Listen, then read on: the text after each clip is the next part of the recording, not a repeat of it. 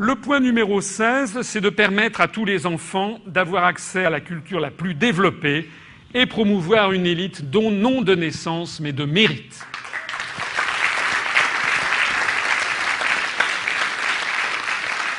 C'était telle quelle la formulation du programme du Conseil national de la résistance. Alors moi, je n'hésite pas, pourtant Dieu sait si j'aime mon pays, mais je n'hésite pas à parler ici d'une honte nationale. C'est qu'en France, 40% des enfants scolarisés ont des difficultés importantes pour lire et écrire à l'issue de l'école primaire. Ces difficultés conditionnent tout. Leur avenir scolaire, évidemment, mais aussi leur bien-être, leur accès à la culture et leur intégration dans la société. Il n'est pas tolérable que dans un pays comme la France, en 2012, il y ait 40% des enfants scolarisés qui aient de grosses difficultés pour lire et écrire quand ils sortent de l'école primaire. Ce pourcentage est d'autant plus scandaleux que la France, justement, avait été à l'origine de ce que l'on a appelé les hussards noirs de la République, la grande troisième République française à laquelle ma famille doit tant, puisque je suis mes arrière-grands-parents étaient des paysans du Loiret. J'ai rappelé dans d'autres cercles que j'ai un de mes ancêtres qui s'appelait François Asselineau, qui était un paysan qui savait quand même, semble-t-il, écrire son nom, qui a signé le cahier de doléances d'un petit village de Saint-Denis-de-l'Hôtel dans le Loiret, face à la ville de Jargeau, d'ailleurs, qui avait été libérée par Jeanne d'Arc en 1429.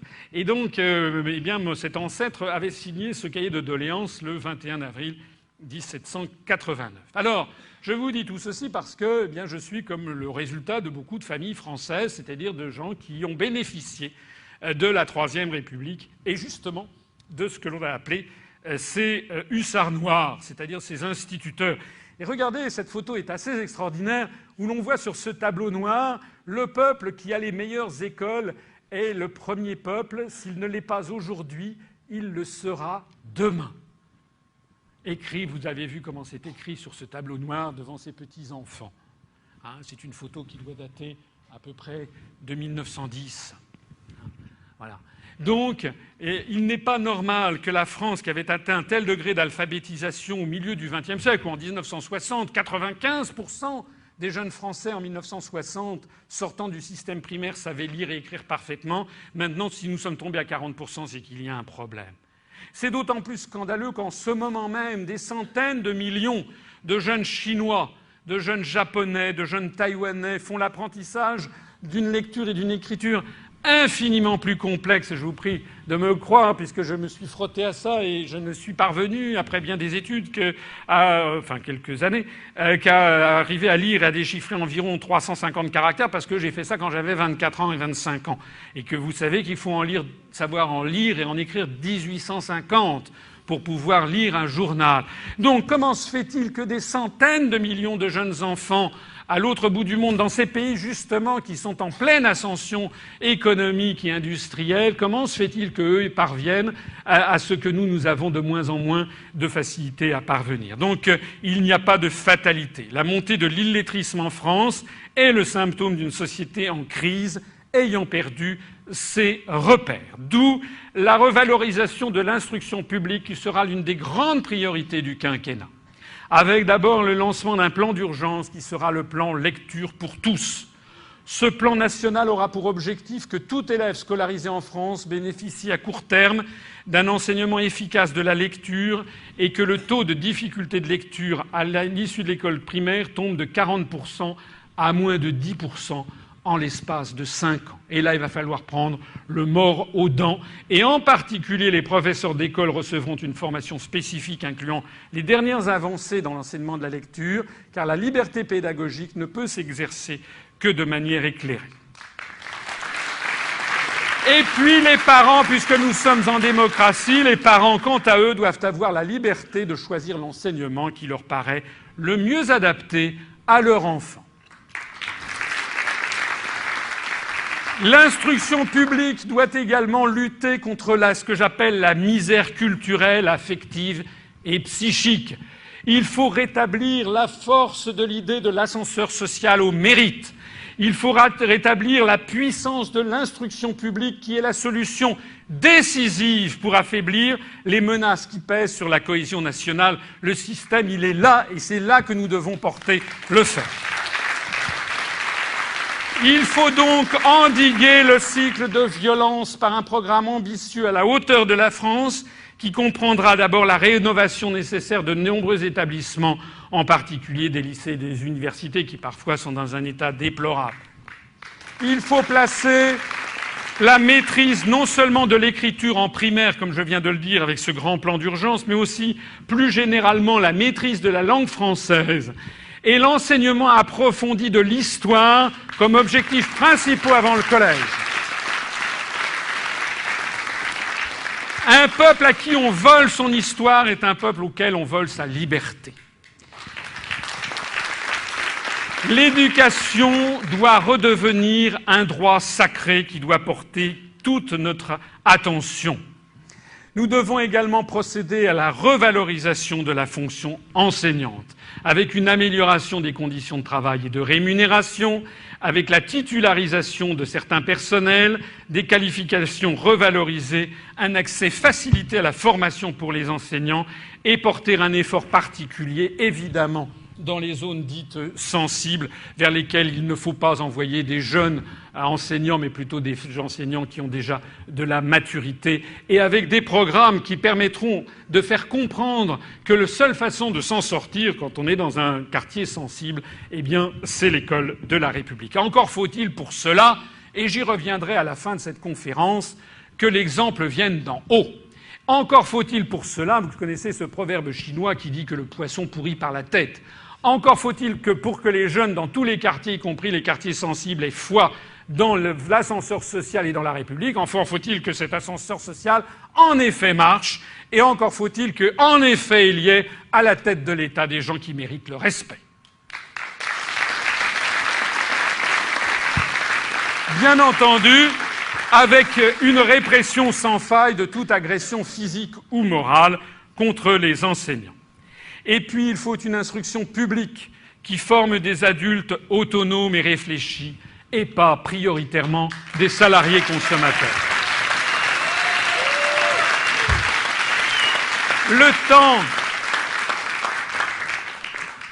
temps de l'enfance et de l'adolescence doit demeurer prioritairement celui de l'apprentissage de la vie et de la culture, un peu aussi celui de l'idéalisme et de la gratuité. Nous sommes tous passés par là, c'est quand même un des grands moments de la vie, il ne faut pas violer cette période-là.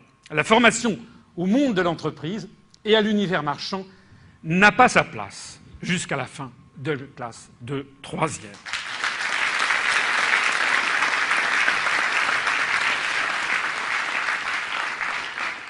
Et bien maintenant, vous me permettrez de parler aussi de quelque chose qui me tient à cœur, puisque, comme vous le savez, d'abord, je crois que je suis un homme de cœur et je suis quelqu'un d'honnête et de droit, et j'aime bien clarifier les choses. Je voudrais vous parler maintenant d'un des gros problèmes de notre société et qui découle un peu de ça, mais de beaucoup d'autres choses. Mais ça, c'est quand même l'allégorie. C'est la signature de l'accord Bloom-Burns le 28 mai 1946 à Washington. De quoi s'agissait-il ? Eh bien, vous savez que selon cet accord, eh bien, les Américains donnaient à la France les fonds Marshall pour redresser le pays, quelques centaines de millions de dollars, et en échange, eh bien, qu'est-ce qu'a accepté la France ? Elle a accepté d'ouvrir l'ensemble de ces salles de cinéma aux films américains. Et alors, ceci a été déterminé, vous voyez, par cet accord entre, ici, James Burns, secrétaire d'État américain du président Truman, qui signe l'accord. Ici, Léon Blum, le chef de la délégation française, qui n'était pas ministre, c'était chef de la délégation française. Entre les deux, vous avez l'interprète. Le 28 mai 1946, je rappelle que Charles de Gaulle avait démissionné en janvier 1946, donc ce n'était plus lui qui était le chef du gouvernement provisoire de la République. Enfin, d'ailleurs, ensuite, c'était devenu la 4e République. Et puis, est-ce que vous avez remarqué sur cette photo quel est le dernier larron ? Jean Monnet, commissaire au plan, organisateur de toute l'opération. Jean Monnet, si proche, décidément, des intérêts américains à toutes les périodes fatales de notre histoire.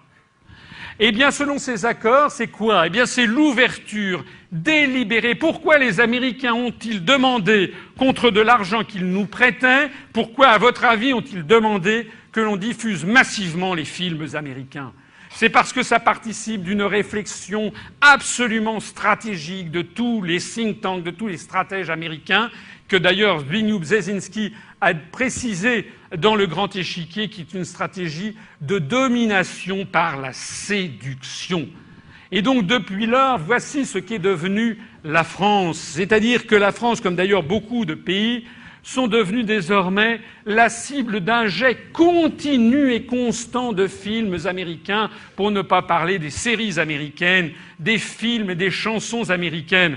En d'autres termes, nous n'avons pas affaire en ce moment à une ouverture sur le monde, nous avons affaire à un verrouillage mental conçu expressément à des fins de domination géopolitique. La mondialisation, ça n'est pas la mondialisation, c'est un mot truqué, la mondialisation. Le vrai mot, c'est américanisation.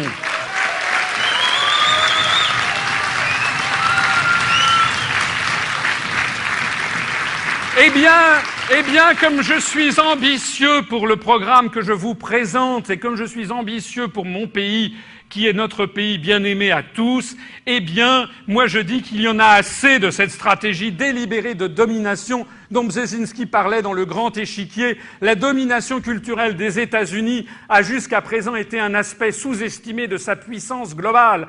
Quoi que l'on pense de ses qualités esthétiques, la culture de masse américaine exerce sur la jeunesse en particulier une séduction irrésistible. Malgré l'hédonisme superficiel, tout est calculé au millimètre, l'hédonisme superficiel et les styles de vie stéréotypés qu'elle vante, son attrait n'en demeure pas moins irréfutable. Les programmes américains alimentent les 3/4 du marché mondial de la télévision et du cinéma. Eh bien, ça n'est pas tolérable qu'il en soit ainsi. Donc, mon ambition pour la France, c'est que de désincarcérer les Français de cette prison mentale.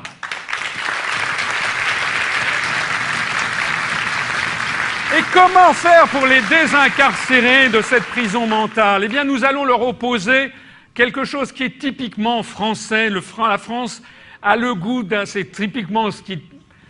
Tous les peuples du monde le savent, quand on pense à la France, on pense à l'universel. Eh bien, nous, la France doit refuser la mondialisation anglo-saxonne, mais promouvoir l'universalité des peuples et des cultures. Parce que figurez-vous que le monde ne se résume pas aux États-Unis d'Amérique. Il y a des films prodigieux. Ici, vous voyez le festival panafricain de cinéma de Ouagadougou. Il y a tout un cinéma au Sénégal, au Mali, etc., qui mérite d'être connu, d'autant plus qu'il est francophone. Il y a Bollywood, avec les productions indiennes qui peuvent faire sourire, mais là j'ai mis spécialement pour vous un film qui s'appelle Jodha Akbar, que je suis allé acheter sur un DVD pour tout vous dire, pour y regarder avec mes enfants, et qui est un film formidable. Évidemment, ça a un côté un petit peu exotique, avec ça se passe au temps de l'empereur moghol Akbar, mais c'est un film qui est prodigieux. D'un seul coup, en l'espace de 3 heures de temps, vous vous sentez propulsé dans une civilisation qui n'a rien à voir, et c'est un film qui se regarde avec un très grand plaisir.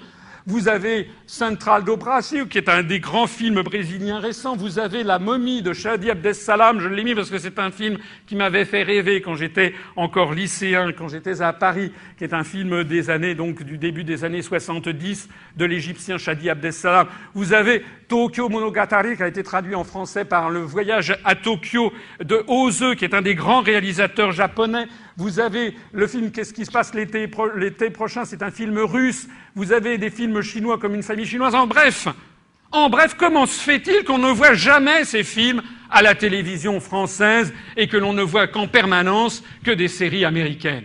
Alors je ne suis pas anti-américain, mais je dis qu'il faut que chacun ait sa place. Il faut qu'il y ait de la place pour tout le monde, y compris d'ailleurs pour les films français. Donc la revalorisation de l'instruction publique, pas seulement de l'éducation, c'est l'instruction de tout le peuple français, ça doit être aussi un coup d'arrêt à l'américanisation subliminale délibérée des cerveaux, avec la fixation par la loi de quotas maximaux de films et de chansons par pays d'origine diffusés dans les médias. Après tout,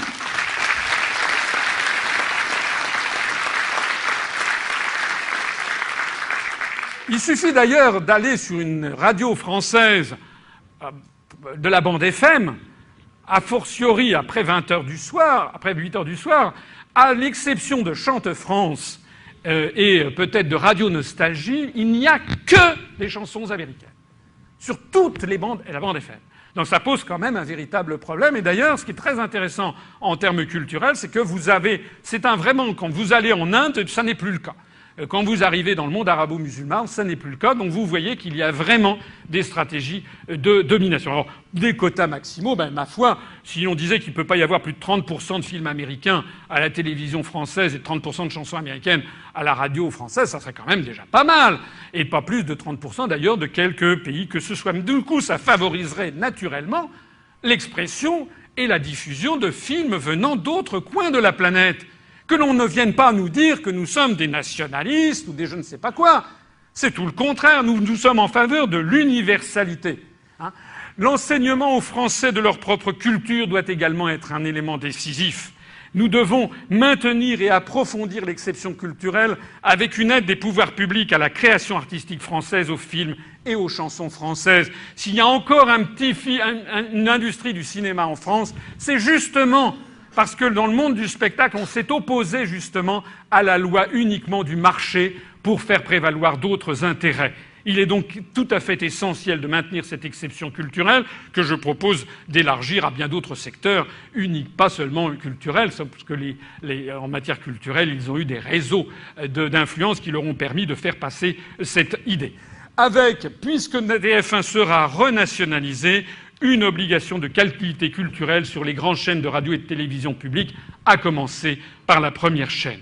Il faut qu'il y ait quand même un minimum de quotas, minimum donc de programmation, par exemple de pièces du théâtre français classique. Je ne veux pas jouer les vieilles barbes, mais quand même, est-ce qu'il est normal que jamais les Français ne puissent voir à la télévision française une pièce de Molière ou une pièce de Racine de temps en temps? Je ne dis pas tous les jours, mais de temps en temps qu'il y en ait une par mois, est-ce que ce serait trop demandé? De la même façon, est-ce qu'on ne peut pas avoir des opéras? Est-ce qu'on ne peut pas avoir des films classiques comme que je présentais tout à l'heure, ou des films classiques français des années 30, des années 40, des années 50, des années 60, et puis des documentaires historiques, géographiques, des documentaires scientifiques de bonne vulgarisation, par exemple en s'inspirant de documentaires qui sont souvent bien faits de la BBC britannique. Et puis l'ouverture indispensable sur les cultures du monde, je le disais tout à l'heure, obligation devra être faite aux grandes chaînes de radio et de télévision publiques, dont TF1 renationalisé. On ne touchera pas si les gens veulent absolument écouter Lady Gaga toute la journée, ça sera leur droit, ou je ne sais pas quoi. Mais sur les grandes chaînes de télévision publiques, diffuser des informations, pas seulement des films, mais aussi des informations représentant des points de vue et des sensibilités d'autres civilisations. Chine, Japon, le cinéma japonais, chinois, indien, russe, égyptien, africain, brésilien, etc. Je vous en ai déjà parlé.